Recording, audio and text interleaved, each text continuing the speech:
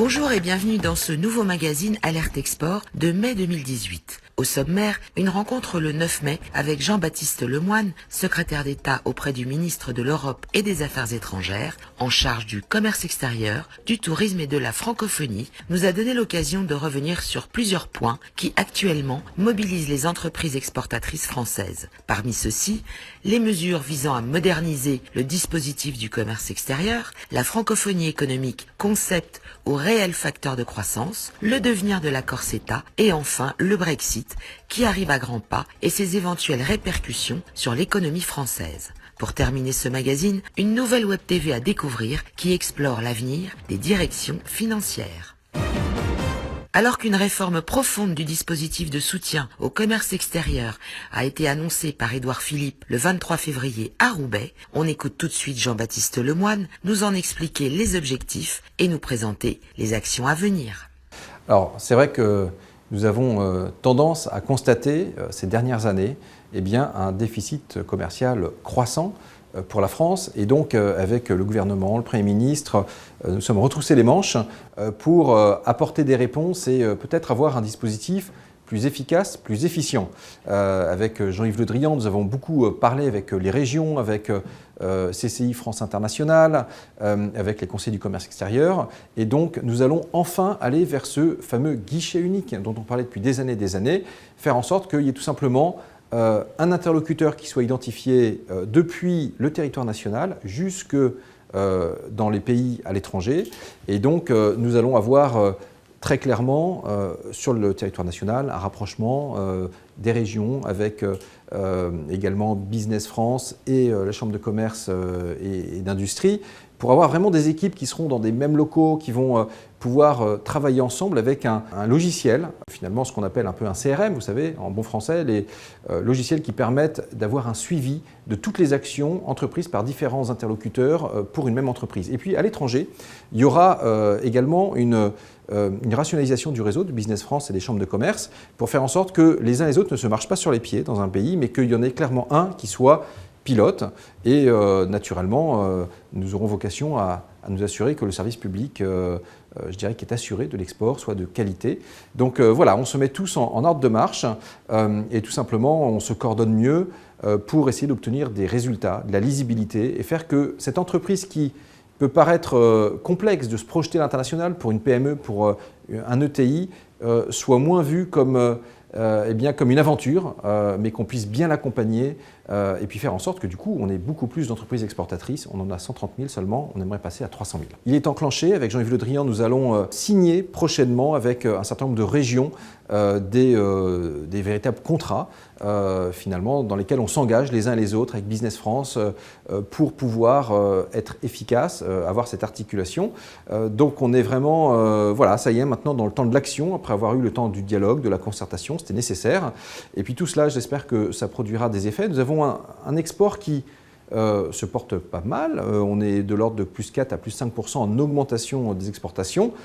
Maintenant, nous avons aussi un défi, c'est faire en sorte que peut-être le dynamisme de nos importations soit moins grand parce que beaucoup de choses maintenant, effectivement, viennent de l'extérieur parce qu'on paye aussi cash, j'ai envie de dire, 20 ans de désindustrialisation. Et de ce point de vue-là, les mesures d'attractivité qu'a pris le gouvernement à l'initiative d'Emmanuel Macron, ne peuvent que favoriser aussi, je crois, une reprise industrielle, une reprise économique qui rééquilibrera aussi la balance commerciale.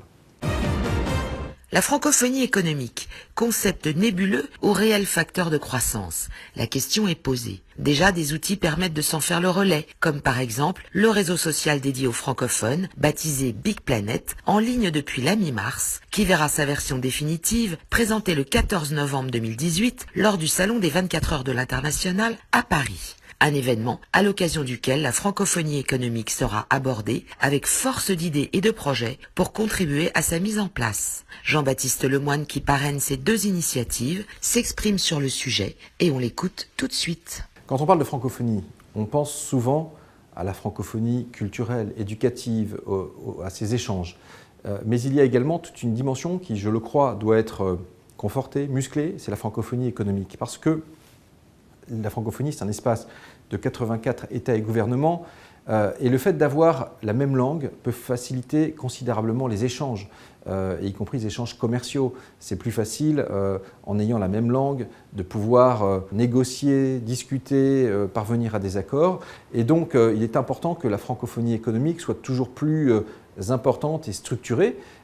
Jacques Attali avait rendu un rapport il y a quelques années et il nous appartient, je crois, maintenant de pouvoir pleinement déployer des actions et notamment, je le sais, à travers le colloque qui est organisé le 14 et le 15 novembre. Là encore une fois, chaque pierre qui contribue à ce bel édifice doit être encouragée.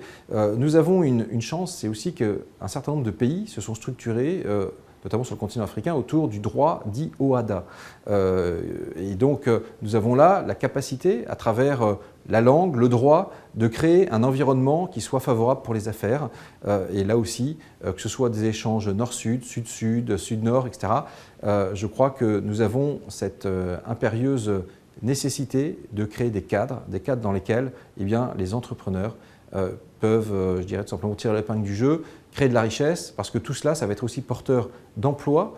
Et on le sait, le président de la République, dans son discours de Ouagadougou, a beaucoup insisté sur la dimension PME, entrepreneuriat, et son souhait que la jeunesse du continent africain puisse, je dirais, emprunter les routes de la liberté, celles qui conduisent justement à l'expression pleine de la créativité, de l'inventivité. Qui dit Canada dit actuellement CETA. Aussi, après plusieurs mois de mise en place provisoire, quel bilan peut-on en faire et quel avenir pour le traité en France? Alors, ce traité entre l'Union européenne et le Canada est très important parce que nous avons obtenu des Canadiens la reconnaissance d'indications géographiques protégées. Ce sont les produits de nos terroirs, comme un certain nombre de fromages, un certain nombre de produits comme le piment d'Espelette ou d'autres.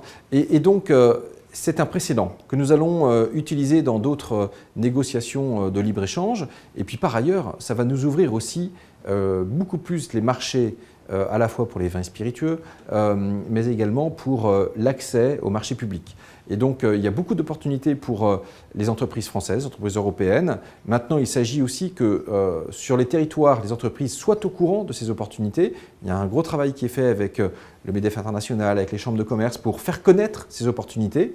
Et puis, côté canadien, eh bien, eux aussi voient leur capacité à pénétrer plus fortement le marché européen. Mais je dois dire que je veux lutter contre les peurs qui parfois sont véhiculées. Et par exemple, s'agissant des produits agricoles, il y avait une crainte sur la filière bovine. Il faut savoir que sur les 45 000 tonnes de viande de bœuf qui sont octroyées au Canada, eh bien, seules 500 tonnes sont utilisées en moyenne. Donc on voit bien que les contingents alloués sont faiblement utilisés de ce point de vue-là, alors que les nôtres, par exemple, nos capacités d'export de fromage, eh bien, nous les utilisons pleinement à 95%. Donc, je veux rassurer sur le fait que cet accord ne déstabilise pas nos filières économiques. Et par ailleurs, c'est un bon accord qui va créer des emplois, qui va créer de la richesse, à la fois en France et à la fois au Canada. C'est tout le sens, d'ailleurs, des propos d'Emmanuel Macron, de Justin Trudeau, lorsqu'ils se sont rencontrés, il y a quelques semaines de cela, à Paris. Et d'ailleurs, le Premier ministre du Canada s'était exprimé fortement et avait été vigoureusement applaudi à l'Assemblée nationale. À moins d'1 an du Brexit, quelles répercussions sur la vie économique française celui-ci pourrait-il produire? Une question à laquelle Jean-Baptiste Lemoyne nous répond. Alors, il est certain que cette situation induite par le Brexit est une situation qui est porteuse de complexité, d'incertitude pour de nombreuses entreprises qui exportaient en Grande-Bretagne. J'ai en tête par exemple le secteur de la viticulture. Et donc tout le travail qui est engagé par Michel Barnier, et c'est le négociateur de l'Union européenne, eh bien, c'est de faire en sorte que eh bien, nous ayons des règles du jeu qui soient posées avec le Royaume-Uni. De ce point de vue-là, nous avons encore des discussions. L'Union européenne a des discussions encore sur la frontière avec l'Irlande, vous le savez. Et il y a des débats internes au Royaume-Uni sur maintien ou pas dans l'union douanière. Donc tout cela est encore évolutif. Mais ce qui est sûr, c'est que ça crée effectivement un changement de donne, que les entreprises vont devoir s'adapter et notre rôle en tant que pouvoir public, c'est de les accompagner au mieux pour faire en sorte que, naturellement, tout cela puisse rester fluide parce que le Royaume-Uni sort de l'Union européenne, mais nous souhaitons conserver des relations proches à tous égards avec cet allié important. Toutes ces interviews sont à retrouver sur bigplanet.com. Pour finir ce magazine, une web TV lancée par le groupe Mazars pour des directeurs financiers et par des directeurs financiers à découvrir. Il ne s'agit pas d'une web TV qui parle de Mazars, mais de ses clients. Baptisée The Next CFO, cette web TV unique en son genre vous propose une immersion dans les directions financières de demain. Merci de nous avoir suivis et rendez-vous le mois prochain.